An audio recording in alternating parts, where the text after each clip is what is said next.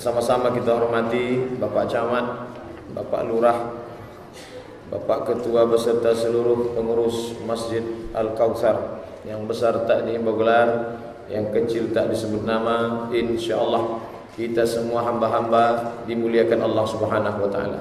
Amin ya rabbal alamin. Saya sehari-hari mengajar di UIN Suska, mata kuliah hadis. Tapi dilibatkan juga dalam kepengurusan Majelis Ulama Indonesia Kota Pekanbaru dan Majelis Ulama Indonesia Provinsi Riau di Komisi Fatwa. Jadi masyarakat yang mengadu, mengeluh tentang aliran sesat itu mengadunya ke Komisi Fatwa. Prosedurnya masyarakat melapor, masuk ke Sekretariat MUI provinsi atau kota. Nanti Sekretariat MUI akan menghubungi Komisi Fatwa. Kalau bisa semua kumpul, kalau tidak sebahagiannya. Nanti yang mengadu dengan yang diadukan akan dikonfrontir untuk menghindari fitnah. Selama saya duduk di situ macam-macam. Ada seorang suami sama istri mengadu bahwa mereka dinikahkan oleh gurunya, padahal bapak perempuan itu walinya masih hidup. Saya tanya, kenapa tidak bapak yang menikahkan anaknya? Karena menurut guru kami, bapak kami itu kafir. Maka kalau kafir tak boleh jadi wali. Sekarang kami sudah tobat. Kami merasa selama ini berzina, Pak Ustadz. Betul tak nih, Bud? Betul lah tuh. Kalian udah berzina. Jadi gimana caranya? Akad nikah ulang. Nah, jadi guru ini mengatakan, semua yang tidak bersyahadat sama saya kafir. Bapak ente kafir. Jadi kami mau nikah, aku cukup menikahkannya. Nah, ini salah satu contoh.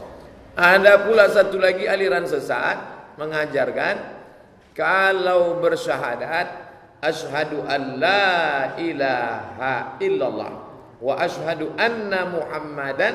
Waktu Muhammadan itu datang Nabi Muhammad di depan, langsung ditunjuk. Ada jenis yang ketiga mengajarkan wudhu hakikat. Jadi wudhu yang di kamar mandi itu wudhu syariat. Ini namanya wudhu hakikat. Nanti setelah diajarkan wudhu hakikat ini, pejamkan mata, nampak api. Nampak api.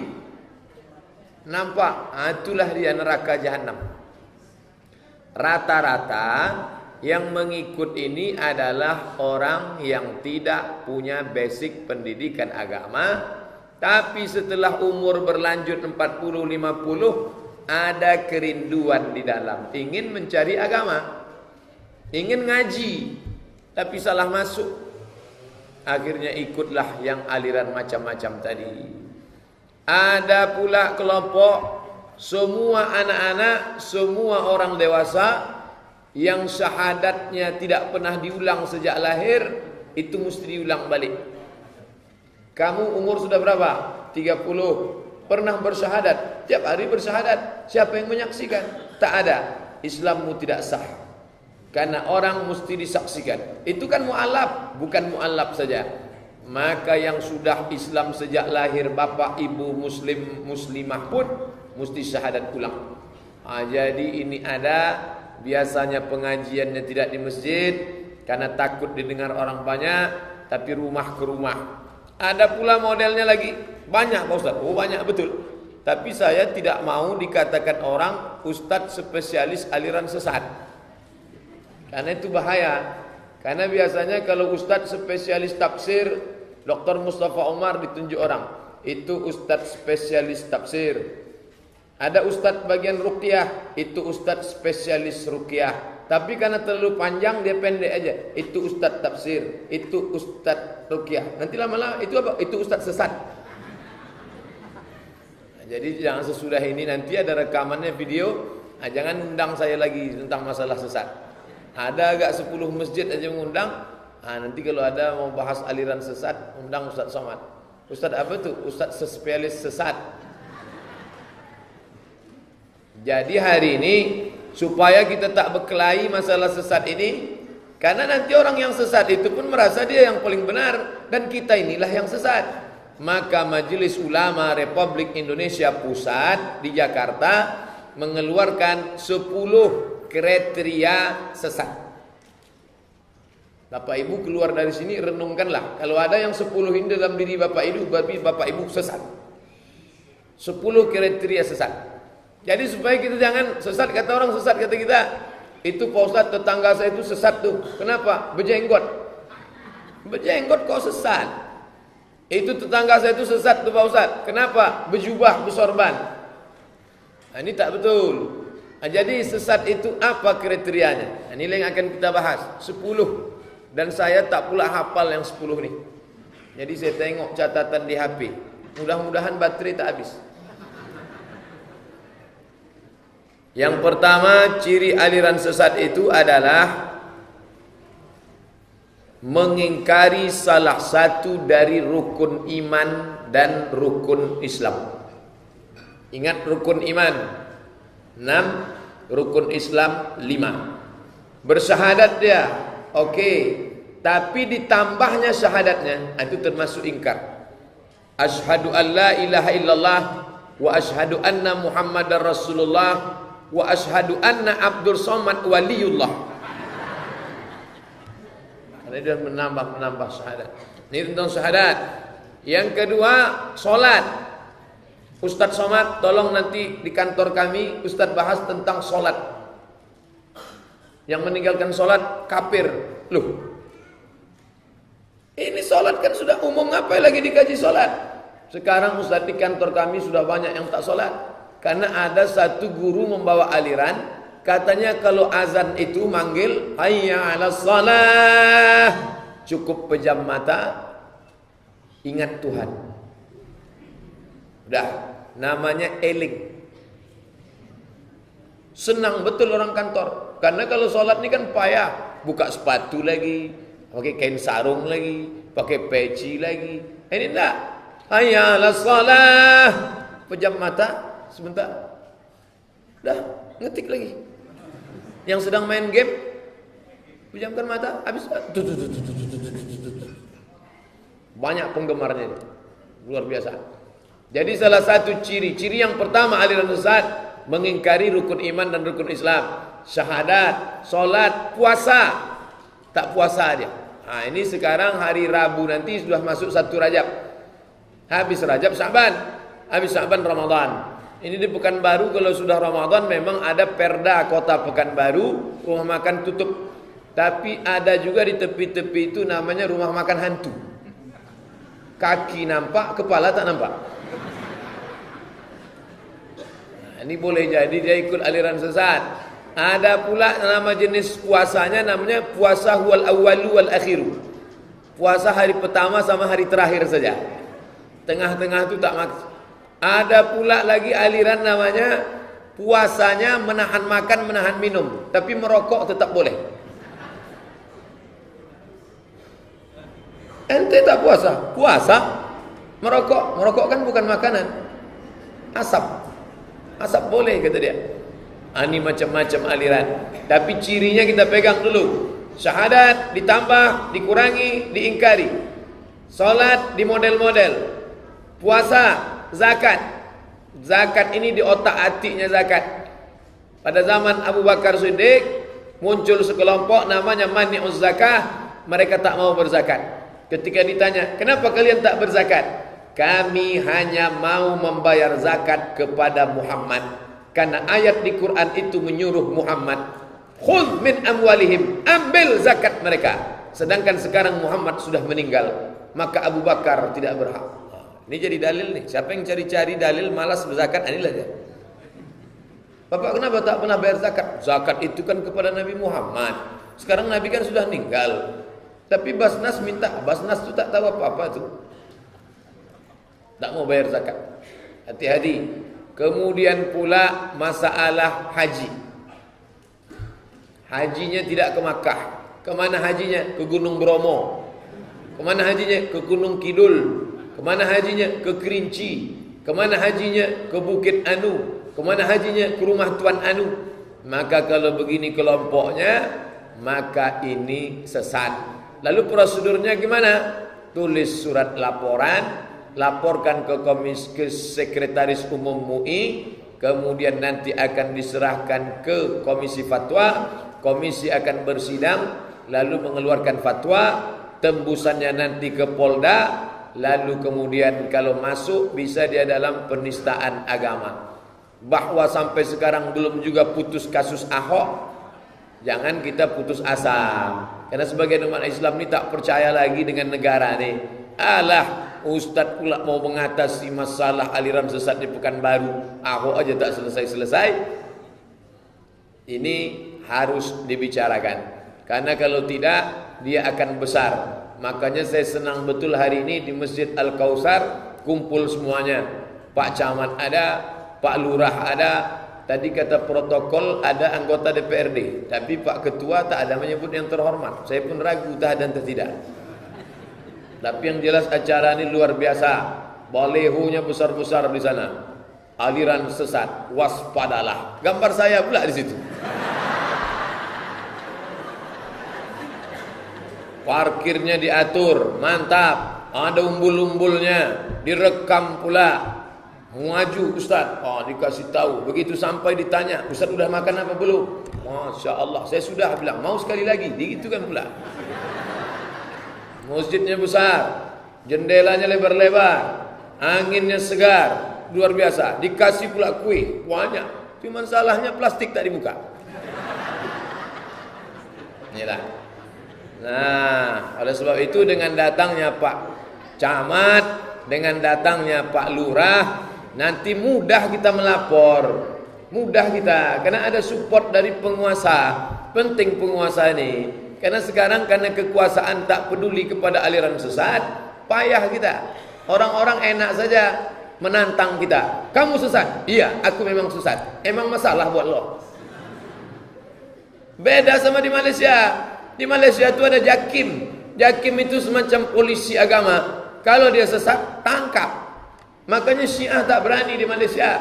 Jakim, mufti persekutuan nomor 1 bagian agama, mengeluarkan fatwa Syiah sesat kafir, tangkap. Makanya tak berani dia. Di Malaysia kalau mau ceramah, saya setiap bulan Februari ke Malaysia ceramah selama seminggu. Itu ngurus surat izin ceramahnya sebulan.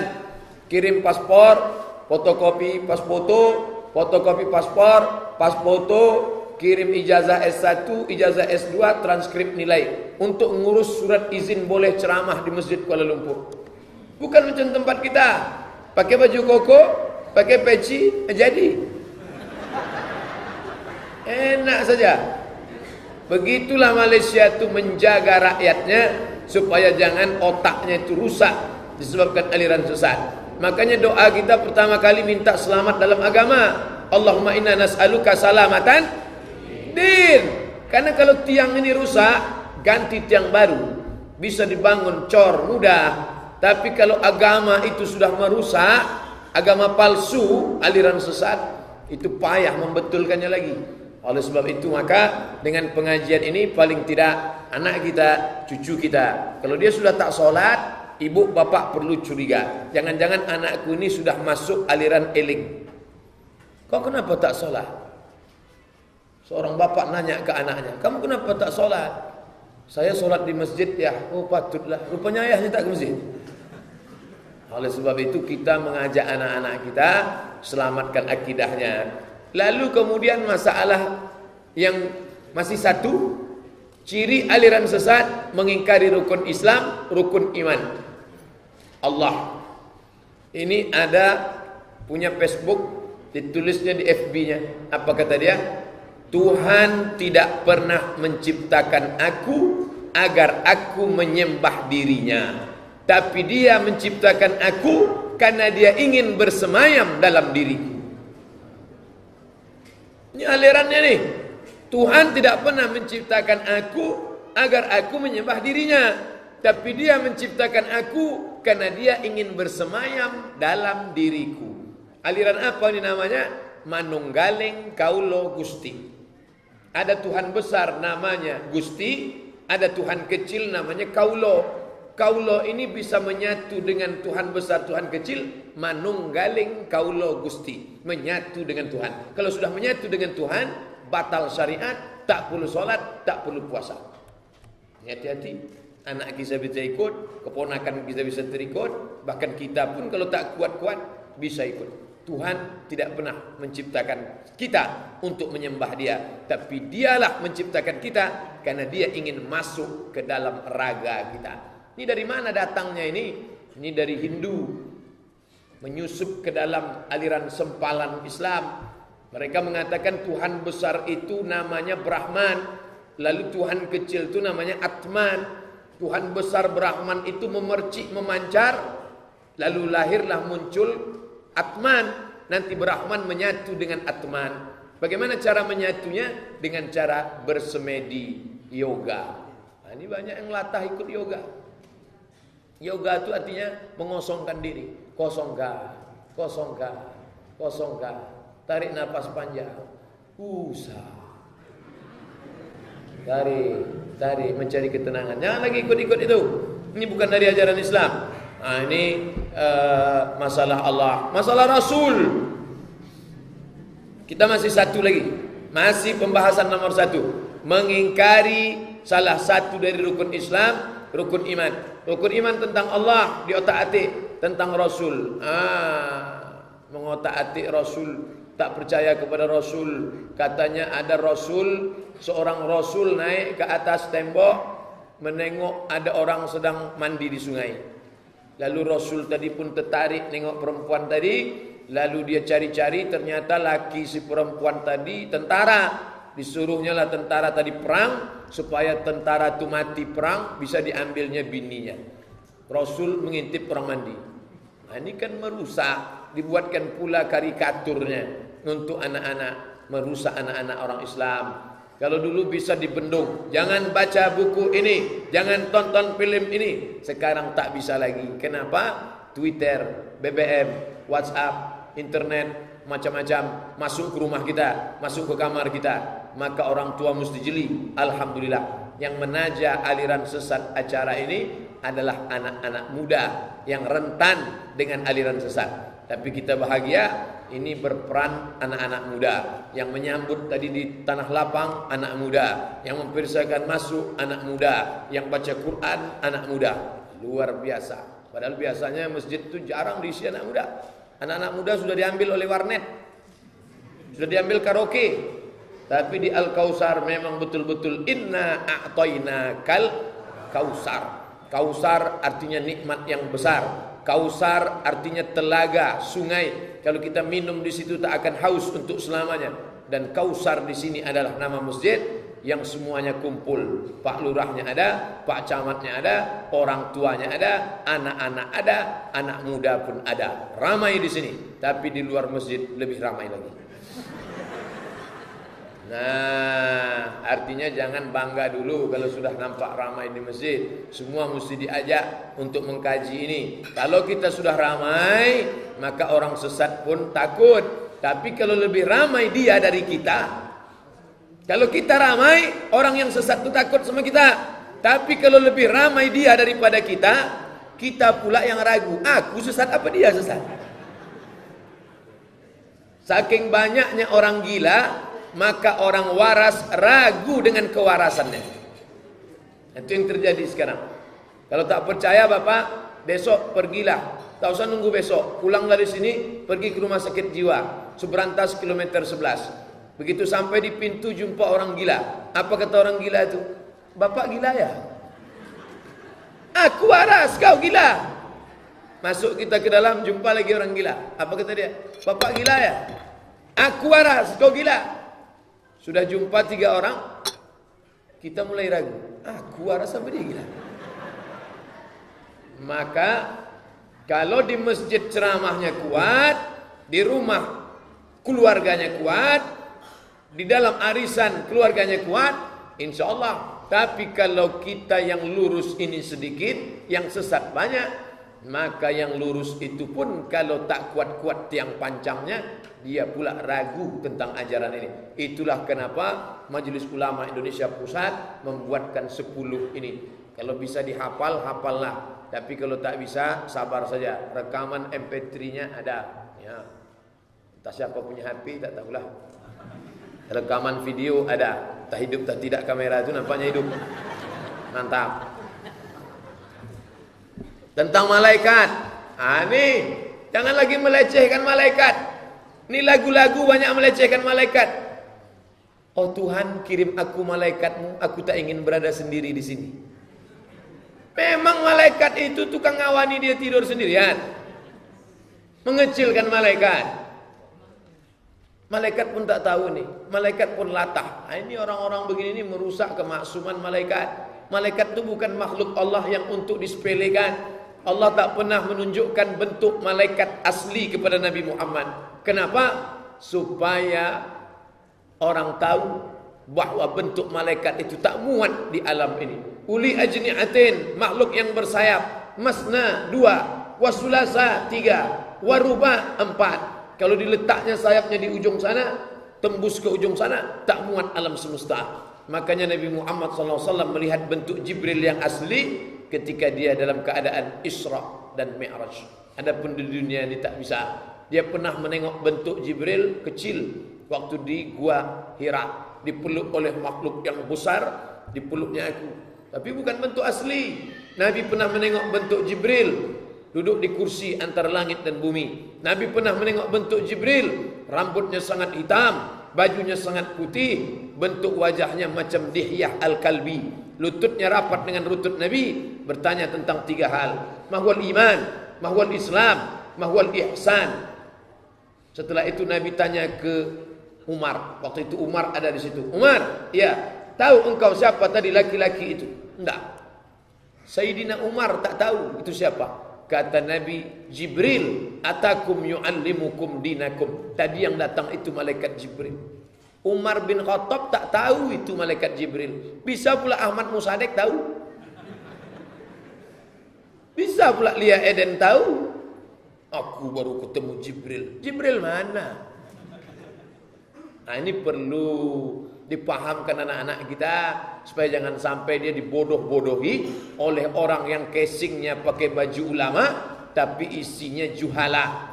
Orang kita ini mudah tertipu dengan jubah, mudah tertipu dengan aksesoris, mudah tertipu dengan pakaian. Pergi haji, habis tukang pikul koper diciumnya tangannya semua. Sampai orang Saudi itu bilang, anak kuli gitu. Tetap juga diciumnya tangan.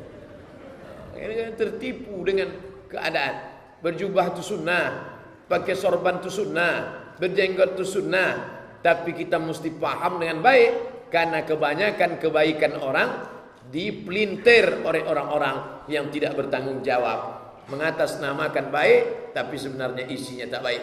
Jadi ciri pertama, kode etiknya asal dia bertentangan dengan rukun iman, rukun Islam, itu salah satu indikasi aliran sesat. 2, meyakini mengikuti akidah yang tak sesuai dengan Quran dan Sunnah. Akidah artinya tali yang disimpul mati. Ini tali diikat simpul mati, namanya akidah. Keyakinan, ideologi yang tak boleh lepas sampai kita mati. Jangan ikatan akidah macam ikatan tali sepatu, terasa sempit, dilonggarkan. Akidah tak boleh tawar-menawar. Nah sekarang muncul aliran akidah yang tak sesuai dengan Quran dan Sunnah. Di antara yang paling banyak menyebar namanya akidah Jabariyah. Diambil dari kata Jabar. Jabar artinya terpaksa. Dia katakan hidup dia ini terpaksa macam wayang. Wayang yang digerakkan oleh dalang ke kanan, ke kiri, ke muka, ke belakang, ke atas, ke bawah. Dia tak ada daya, tak ada upaya.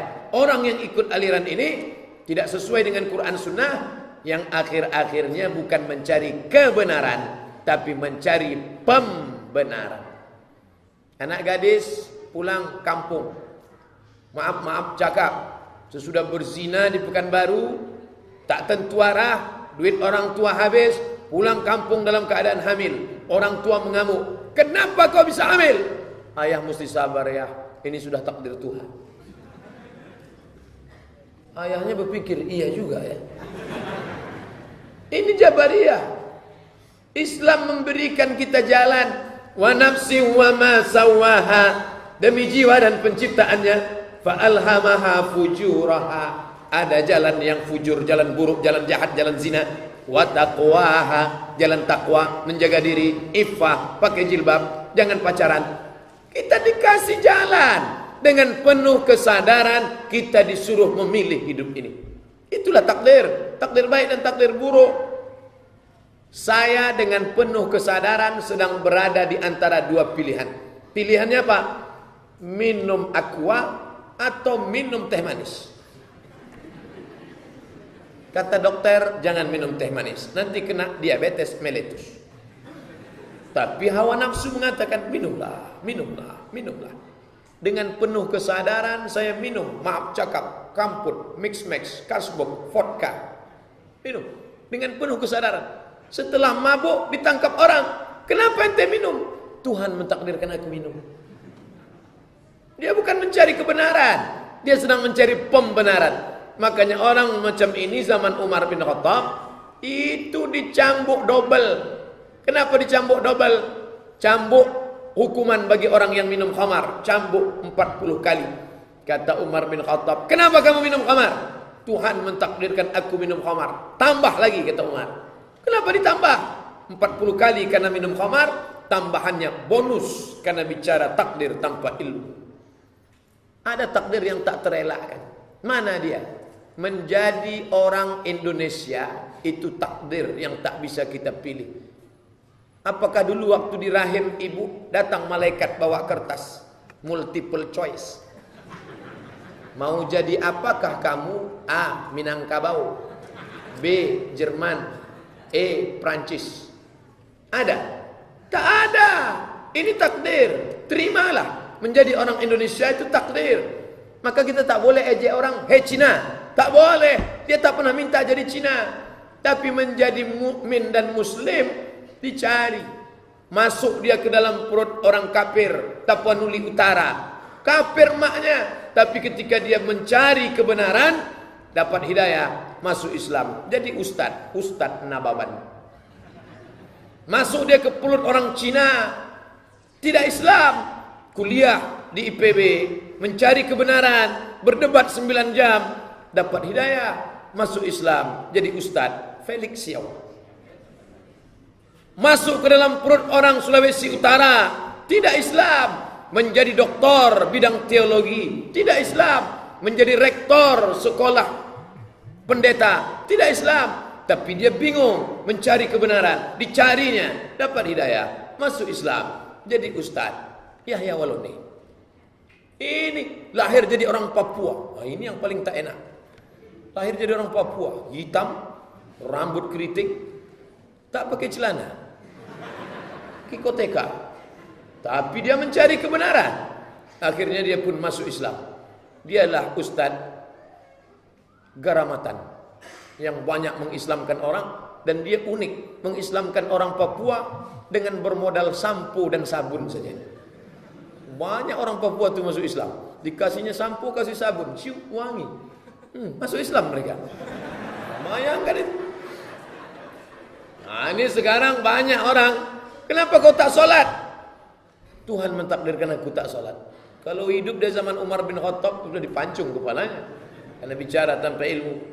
Pulang dari kampus main-main, naik motor, burung sana, burung sini, kongko sana, kongko sini. Pulang kampung IP 2,0. Kenapa IP ente 2,0? Duitku kirim tiap bulan. Ya, ayah sabar ya. Ini sudah ditakdirkan Allah begini. Iya juga kata ayahnya. Oleh sebab itu ini meyakini suatu akidah yang tak sesuai dengan Al-Quran dan Sunnah. Kita disuruh berbuat. Wa qul malu, berbuatlah, berbuatlah. Fasayarallahu amalakum, Allah akan melihat amal kalian. Kita disuruh memilih antara dua. Allazina amanu wa amilus solihati, orang beriman dan beramal soleh. Ulaika ashabul jannah, masuk surga. Walladzina kafaru wa kazzabu bi ayatina, orang yang kafir mendustakan ayat kami. Ulaika ashabun nar, mereka masuk neraka. kita berada di simpang jalan. Siang ini anak-anak muda Al-Kausar ini berada di simpang jalan. Ini kan hari libur nih. Datang SMS kawan. Bro, ayo karaoke. Tapi sudah jadi panitia. Karaoke panitia. Jangan ajak aku karaoke friend. Aku sedang menjadi panitia. Nanti selesai acara kita pergi. Inilah. Maka harus kuat-kuat akidahnya. Jangan sampai keluar dari Ahlussunnah wal Jamaah. 3. Ciri aliran sesat, meyakini turun wahyu sesudah Al-Quran. Memang Quran itu sudah selesai, kata dia, tak bisa menjawab zaman. Ini turun lagi wahyu yang datang kepadaku melalui malaikat Jibril, dan dia sudah mengangkat aku menjadi nabi yang ke-26. Nabi apa namanya? Nabi susulan. Orang-orang ini pakai ayat juga. Mereka ini pakai ayat, bukan tak pakai ayat. Nama nabi kamu siapa? Muhammad. Siapa namanya? Muhammad. Dibukakannya surat As-Saff. Coba ente tengok baik-baik ya. Ya, ditengok surat As-Saff. Yakin nama nabi kita Muhammad yang terakhir? Ya. Coba tengok baca surat As-Saff. Apa kata dia? Ya'ti mim ba'dismuhu Ahmad. Akan datang nabi terakhir namanya Ahmad. Siapa nabi terakhir? Muhammad. Muhammad apa Ahmad? Muhammad apa Ahmad? Ragu kan? Nabi terakhir itu namanya bukan Muhammad, namanya Ahmad. Pernah nengok fotonya? Belum. Ini fotonya. Siapa dia? Ahmad Musadik. Tapi kalau anak kita ngaji, dia tahu nama Nabi kita itu Muhammad, dia juga Ahmad, dia juga Aqib, dia juga Hasir. Itu nama-nama dia, banyak nama dia. Bukan cuma Muhammad saja. Makanya kalau kenalan sama orang jangan cuma kenal satu nama. Siapa nama Ustadz tuh? Ustadz Somad. Siapa nama Ustadz tuh? Ustadz Somad. Pas dicari di internet, Anton. Enggak, saya di mana-mana tetap Somad. Artinya apa? Mungkin nama orang itu 2, 3. Jadi jangan mau dibohongi. Tapi kalau anak-anak kita belajar, paham dia, namanya Nabi ini kita siapa? Muhammad. Dia Muhammad, dia Ahmad. Ente jangan macam-macam. Ini Ahmad nih. Oh, kalau begitu semua Ahmad Nabi lah. Nanti kalau begitu, kalau terlalu kepedean, asal ada namanya di situ. Oh, kalau begitu Nasrullah pun Nabi. Iza jaa Nasrullah. Muhammad 25, Ahmad 26, Nasrullah 27. Nanti ada lagi yang 28. Siapa namanya? Ini dia. Qul huwallahu ahad, Allahu somad. Tak bisa begitu. Oleh sebab itu maka tidak ada wahyu lagi setelah selesai Al-Quran. Maka kata Allah, al-yawma akmaltu lakum dinakum. Hari ini kusempurnakan bagi kamu agamamu. Wa atmamtu alaikum ni'mati. Maka sempurnalah nikmatku. Wa raditu lakumul Islam. Aku berikan Islam dina sebagai agama. Tidak ada lagi nabi sesudah Nabi Muhammad, tidak ada wahyu lagi turun. Tapi orang ini pandai berkerit, berkilah, berbelok-belok. Memang wahyu tak ada lagi Pak Ustaz. Memang wahyu tak ada Pak Ustaz, tapi ilham ada. Guru kami ini dapat ilham. Orang kita pun terkecoh. Kalau dia dapat ilham, ilhamnya tetap tidak keluar dari Quran dan Sunnah. Aku tinggalkan kata Nabi 2 tiang pancang. In tamassaktum bihima, kalau kalian pegang yang 2 ini, lan tadillu, kalian tak akan sesat abada selamanya. Al-Quran dan Sunnah, Quran dan Sunnah Nabi Muhammad sallallahu alaihi wasallam. 4. Mengingkari otentisitas kebenaran isi Al-Quran. Ini sesat nih. Kamu sholat, saya alat sholat percaya Pak Ustaz. Kamu puasa, saya ayat puasa percaya Pak Ustaz. Jangankan puasa, ayat hari raya aja saya percaya. Tapi ayat jilbab nih saya agak-agak ragu nih Pak Ustaz. Makanya sampai sekarang saya masih pakai jilbab setengah hati lagi Pak Ustaz. Saya belum lagi pakai jilbab Pak Ustaz. Maka ini meragukan otentisitas Al-Quran. Kalau kita sudah percaya raditu billahi rabba wa bil islami dina, wa bi Muhammadin nabiyya wa rasula, wa bil Qur'ani imama, maka percaya kepada Quran dari Al-Fatihah sampai An-Nas. Saya ayat salat percaya, ayat puasa percaya, tapi ayat zakat saya tak percaya. Karena kalau sudah masalah keluar duit ni sakit hati saya. Tak bisa. Udkhulu ya ayyuhalladzina amanu, hai orang beriman, udkhulu fis silmi, masuklah kamu ke dalam Islam kafah. Kafah. Apa arti kafah itu Pak Ustaz? Kabeh. Utuh. Downloadnya harus dari 1 sampai 100. Jangan 75 berhenti. Tak berhasil, gagal, videonya tak bisa dibuka. Maka harus utuh downloadnya. Begitu juga dengan Islam. Kamu terima Islam ini utuh. Jangan sampai lagi menyimpang seperti yang digariskan Allah dalam Quran, yang diperintahkan Allah melalui Rasulnya dalam sunnah-sunnah Nabi Muhammad sallallahu alaihi wasallam. Yang kelima, melakukan penafsiran Al-Quran yang tidak sesuai kaedah-kaedah tafsir. Orang belajar tafsir, Dr. Mustafa Umar itu belajar tafsir berapa tahun? Di Al-Azhar 4 tahun, di IIU 14 tahun. IIU, International Islamic University, sampai mendapat gelar PhD, Philosophy of Doctor, baru bisa menafsirkan Al-Quran. Masuk IIU itu, skor bahasa Inggrisnya mesti 550, TOEFL, Test of English Foreign Language. Bahasa Arabnya jangan tanya lagi, baru bisa menafsirkan Al-Quran. Ini enggak, enak aja menafsirkan Al-Quran menurut kepala otaknya. Pakai apa dia menafsirkan Quran? Pakai Quran sebiji. Allah telah berfirman dalam Al-Quran. Begitu dibantah, Bapak berdasarkan metodologi apa? Saya tak pakai metodologi, langsung Jibril mengirimkan wahyu ke saya. Dhalla wa adalla, sesat dan menyesatkan. Maka perlulah kita melihat kapabilitas, kemampuan, keahlian. Betul kata Nabi, idza wussidal amru ila ghairi ahlihi, kalau diserahkan suatu perkara bukan pada ahlinya, fantaziris sa'ah, tunggulah kehancuran. Di Mesir, kalau bukan taman Al-Azhar, kalaupun dia tak taman Azhar, harus ada pengakuan. Itulah maka taman Azhar itu titelnya LC. LC itu singkatan dari licence. Licence artinya ijazah. Ajaza yujizu ijazah. Orang ini sudah dapat ijazah untuk mengajarkan tafsir, hadis, fikih. Saya bukan mengecilkan alumni UIN, saya mengajar di UIN. Anak-anak UIN itu sudah diberi ijazah STHI. Nah, saya jangan dekatkan, hilang bahan saya. Sarjana Teologi Islam, bagian Quran, bagian hadis, filsafat Islam. SHI, Sarjana Hukum Islam, sarjana SPDI, sarjana Pendidikan Islam. Diluruskan akidahnya. Ini ndak sekolah belajar agama entah kapan, hanya baca-baca, mengaku sudah cukup, ngomong ngawur, dan orang jahil pula suka sama yang ngawur-ngawur nih. Bercampur pula sama sihir-sihir sikit. Makin menjadi-jadilah dia. Ustaz Somad tu tak ada tahu apa-apa tu, mengkaji kulit kitab aja tu. Ini yang asli hakikat tu. Tengok, tak luka kan?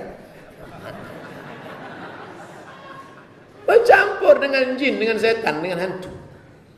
Makanya apa kata ulama dalam kitab Al-Luma karya At-Tusi, idza ra'aitar rajula, kalau kau tengok ada orang yatiru fil hawa, bisa terbang di atas awan, yamshi 'alal ma, berjalan di atas air, la taqtar, jangan kau tertipu. Kenapa? Karena setan pun bisa melakukan seperti itu. Terbang di atas awan, jalan di atas air, jangan tertipu, karena iblis pun bisa melakukan seperti itu. Lalu yang dipandang itu apa? Pandanglah istiqomahnya menjalankan syariat agama Allah. Kalau dia sudah melenceng daripada Quran Sunnah, jangan lagi ikut. Ini terlalu fanatik. Jelas-jelas guru tadi minum kamput, minum tua, ikut juga. Itu kan sudah bertentangan dengan syariat itu. Syariat itu untuk orang yang kulit-kulit kitab aja tuh. Ini guru kami sudah sampai tingkat hakikat ini. Saya tengok dengan mata kepala saya dia minum kamput. Itu nampak kamu kamput. Sebetulnya kalau sudah sampai lehernya berubah jadi zam-zam itu. Tak betul. Batil. Batil. Syaitan menyesatkan. Wala udillannahum. Aku sesatkan mereka dari jalan Allah. Wala umanniyannahum. Aku buat mereka berhalusinasi, berimajinasi, sampai akhirnya mereka diseret masuk ke dalam neraka jahanam. Nauzubillah. Selanjutnya yang keenam, mengingkari kedudukan hadis Nabi. Tak percaya hadis. Ingkar hadis sesat, bahkan bisa jatuh ke dalam kafir. Tadi kita sholat zuhur 4 rakaat. Coba carikan ayat Quran yang menyebutkan sholat zuhur 4 rakaat. Dari Al-Fatihah sampai An-Nas. Ya ayyuhalladzina amanu shollu sholataz zuhri 4 rakaatin adaan makmuman lillahi ta'ala.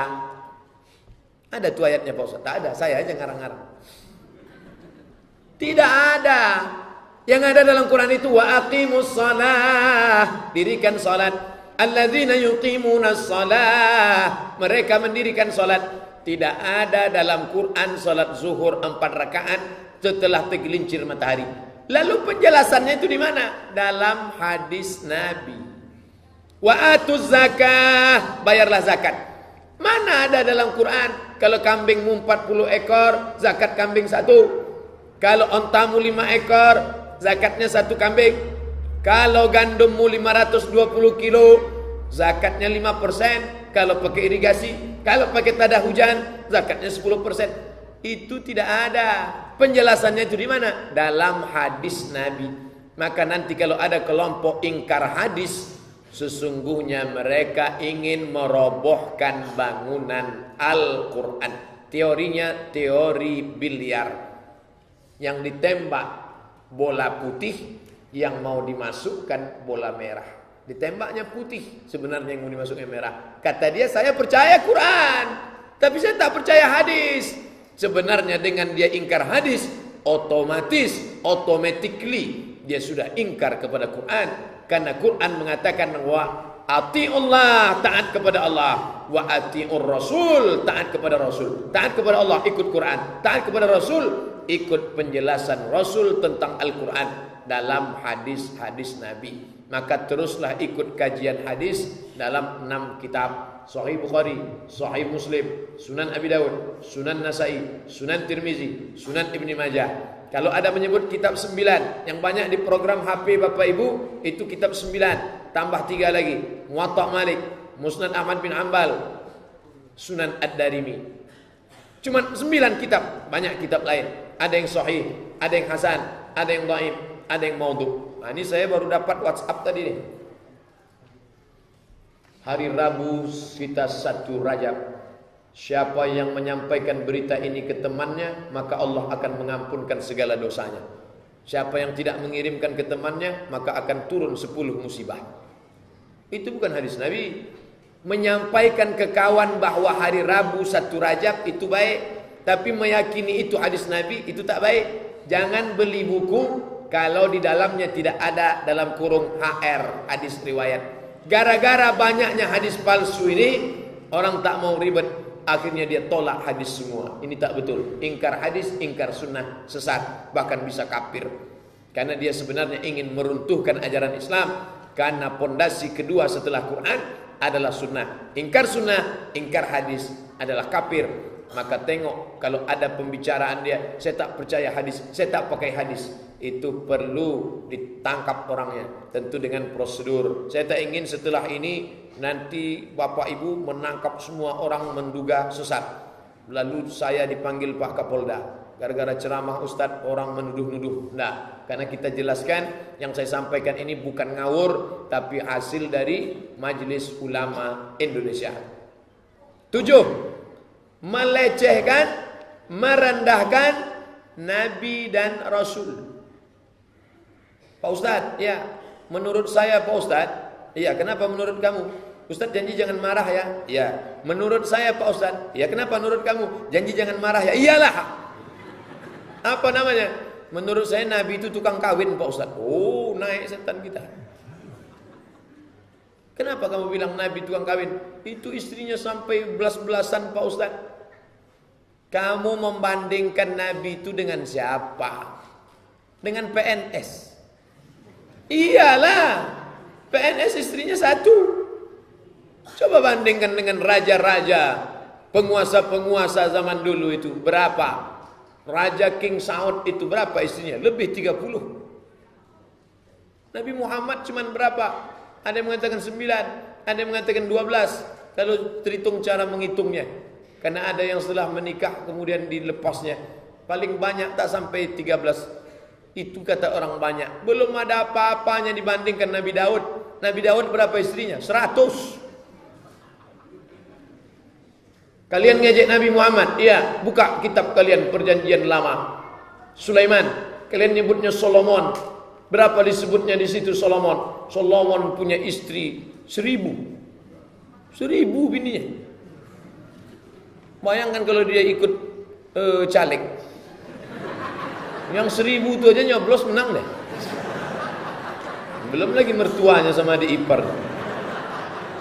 Itu hebatnya Sulaiman. Jadi kalau kalian ngejek kami Nabi Muhammad cuman 9, 10, 11, 12, itu tak ada apa-apanya dibanding Sulaiman.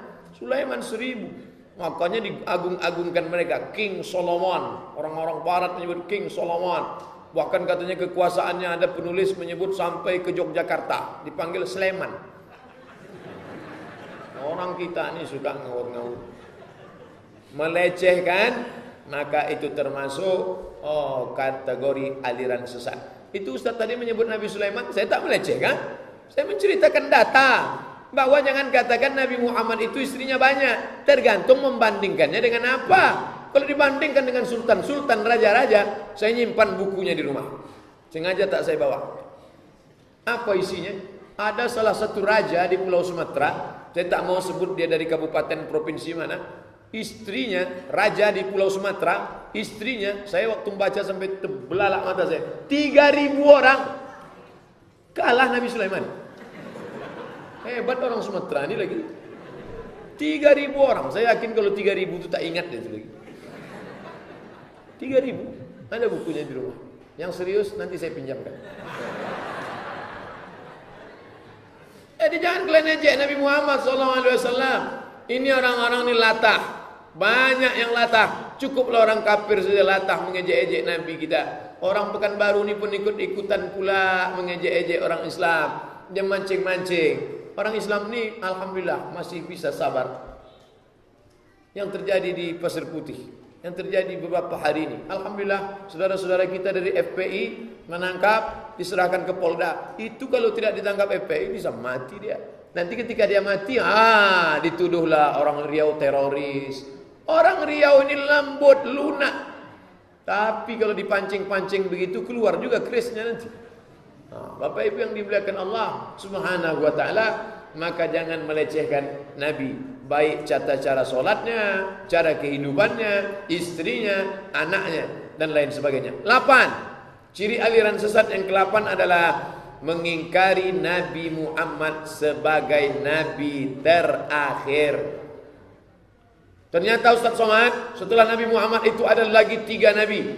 Dari mana saja dia? Dari Bogor namanya Ahmad Musadek, dari Jakarta Lia Eden, dari Bandung yang terakhir ditangkap namanya Cecep. Jadi kepolisian yang paling hebat di dunia itu kepolisian Republik Indonesia, mengalahkan LAPD, Los Angeles Police Department. Kalah, bisa menangkap 3 nabi dalam setahun. Ahmad Musadek, Lia Eden, Cecep. Yang susah menangkapnya Ahok. Itu agak payah sedikit. Karena kata Lia Eden, Ahok itu adalah titisan dari 2 dewa monyet. Itu bukan saya yang bilang. Itu yang ngomong itu Nabi Lia Eden, laknatullah alaiha. Pengikutnya ada. Dan ternyata aliran-aliran sesat ini disupport oleh Amerika. Sengaja diberikan dana dan dikirimkan duit besar-besaran. Makanya pengacara-pengacara mereka getol membela. Atas nama apa? Human right, hak azazi manusia. Untuk apa? Menghabiskan energi umat Islam, sehingga tak lagi-lagi memikirkan bagaimana membangkitkan ekonomi umat, bagaimana supaya umat ini menjadi mandiri. Habislah otak memikirkan nabi-nabi palsu yang banyak ini. Cerita nabi palsu itu sudah ada sejak zaman Abu Bakar Siddiq radhiyallahu anhu. Bahkan di zaman Nabi pun ada nabi palsu. Ketika Nabi meninggal, muncul dia naik ke atas. Dia buat surat-surat mirip macam surat Al-Quran. Wal fil, wa ma adraka mal fil, lahu zailun tawil. Wal fil, demi gajah. Wa ma adraka mal fil, tahukah kamu apa gajah itu? Lahu zailun tawil, ekornya panjang. Nabi palsu. Cuman bedanya sama zaman sekarang. Zaman dulu Nabi palsu itu ditangkap, dipancung kepalanya, mati si Nabi palsu bernama Musailamah Al-Kadzab di tangan seorang berkulit hitam bernama Wahsy. Maka apa kata Wahsy? Tanganku ini pernah membunuh orang paling baik. Paman Nabi Hamzah bin Abdul Muttalib meninggal di tangan Wahsy. Tapi ditebusnya dosanya, masuk Islam, taubat nasuha, dan dia membunuh si Nabi palsu namanya Musailamah Al-Kadzab. Maka kalau ada preman-preman yang pernah membunuh, ingin tobat, cari Nabi palsu, bunuh. Tapi kalau tertangkap, jangan libatkan saya. Saya cuma menceritakan sejarahnya saja. Nah, begitulah cara taubat nasuha. Artinya apa? Sebelum masuk Islam dia keras, tapi setelah masuk Islam dia tegas. Sebelum masuk Islam keras, tak tentu arah. Setelah masuk Islam tegas. Ini enggak, sebelum masuk Islam keras, begitu dah masuk Islam letoy. Itu ada orang ngejek-ngejek agama kita. Biarkanlah, kita sabar aja. Tak betul. Dulu sebelum masuk Islam rajin binaraga, gambar ular kobra. Setengah masuk Islam gambar cacing. Ini tak betul. Siapa lagi membela agama Islam ini? Makanya kapan orang berani solat di dekat Ka'bah? Kapan orang berani baca Quran jahar? Kapan orang berani menunjukkan identitas aku Islam? Setelah Umar bin Khattab masuk Islam. Siapa itu Umar bin Khattab? Pemenang juara gulat pasar Ukas. Maka perlu pegulat, petinju itu diajak masuk Islam. Preman-preman yang bertatu, yang antingnya sebesar bulu lubang hidung. Besar lubang hidung, besar bulu anting dia lagi. Nah, itu diajak masuk Islam. Tapi setelah itu dia bertobat, dekat kepada Allah. Di Jepang itu Yakuza itu jadi imam. Bayangkan itu. Yakuza itu tatunya sampai ke ujung kelingking. Semuanya bertatu. Dalam telinga pun bertatu. Tapi setelah masuk Islam, lembut menjadi imam. Luar biasa. Nah, maka ketika mereka ini masuk Islam, orang-orang yang mengejek-ejek Islam itu pun takut. Nabi Muhammad SAW setelah meninggal datang nabi-nabi palsu dan diperangi. Ketika memerangi nabi palsu Musailamah Al-Kadzab, maka meninggal sahabat yang hafal Quran sebanyak 70 orang meninggal. Apa pelajaran dari sini? Bahwa yang hebat-hebat menunggang kuda, yang hebat-hebat memanah, yang hebat-hebat main pedang, itu adalah para penghafal Quran. Jadi kalau adik-adik sudah hafal Quran, pandai naik kuda, pandai memanah, pandai main tombak, mantap. Ente gayang metal, hafal Quran? Enggak. Naik kuda pandai? Kuda di mall SKA pandai. Ustaz pandai naik kuda? Oh, di Al-Falah naik saya. Begitu naik, foto turun balik. Untuk update status saja. 9. Mengubah, menambah, mengurang. Mengubah, menambah, mengurang. Apa yang dikurang? Ibadah yang sudah ditetapkan dalam syariat Islam. Haji dirobahnya. Balik dia ke hotel. Orang 7 kali putaran. Dia 1 kali balik. Ente kok 1 kali? Itu namanya tawaf win zip Ustaz. Jadi yang 7 kali diputarnya. Kamu tadi wukuf di mana? Saya wukufnya di atas jam gadang tower Zamzam. Tak bisa. Ini merubah cara ibadah yang diajarkan Nabi SAW. Maka itu salah satu. Mengurangi, menambah. Solat ke masjid tak pernah. Kamu solat di mana? Saya solat di rumah, Pak. Betul, Bu. Suami ibu tu solat di rumah. Iya, Pak Ustaz. Di mana solatnya? Di kamar. Ibu nengok? Enggak. Asal dia solat dikuncinya pintu. Coba ibu pasang CCTV biar kita tengok. Tengok rupanya solatnya jamak terus. Zuhur jamak takdim dengan asar, maghrib jamak takdim dengan isya, subuh jam 6:15. Abang ini ibadah apa? Yang penting kita berserah diri kepada Allah. Kenapa tak ke masjid? Orang yang ke masjid itu penuh dengan riak itu. Tak betul. Ini tak betul. Jadi jangan nanti, saya sebetulnya mau ke masjid nih Pak Ustaz, tapi saya kalau ke masjid nanti takut riak. Datang ke masjid, ikuti syariat Nabi Muhammad, bahwa dalam hati ada perasaan riak, buang jauh-jauh. Yang diikut itu bukan cakap orang. Wa in tuti aksara man fil ardi, kalau kau ikut cakap kebanyakan orang di muka bumi, yudilluka an sabilillah, mereka akan menyesatkanmu dari jalan Allah Subhanahu wa taala. Nah, oleh sebab itu, maka salah satu cirinya adalah merubah tata cara solat, merubah tata cara puasa, merubah tata cara haji, merubah tata cara zakat, kadar, takaran, aturan. Kalau terjadi perubahan, maka dia masuk dalam kategori aliran sesat. Yang terakhir, yang ke-10, ini yang paling fatal. Apa dia? Suka mengkafirkan sesama muslim tanpa dalil. Ingat yang ke-10. Sikit-sikit kafir, sikit-sikit kafir. Orang yang tak melakukan perbuatan yang sunat kafir. Padahal kalau tak melakukan perbuatan sunat itu hanya makruh.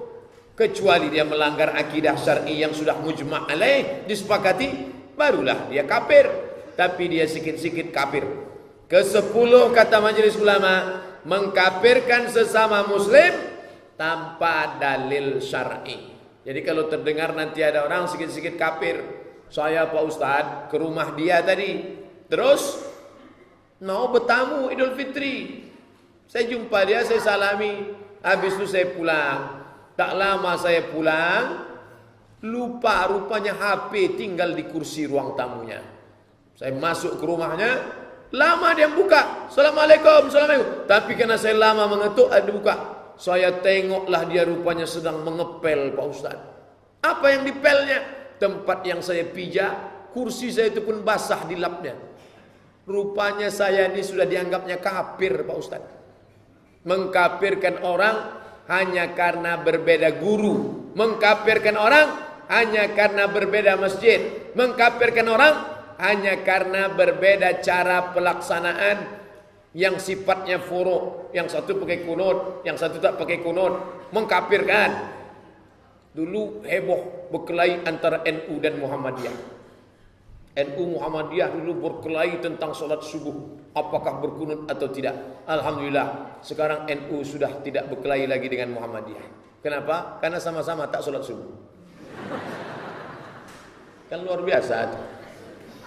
Anak NU sama anak muda Muhammadiyah bertengkar sampai jam 2 malam berdebat, mempertahankan masalah argumentasi kunut, tapi besok dua-duanya tak solat subuh karena kemalaman.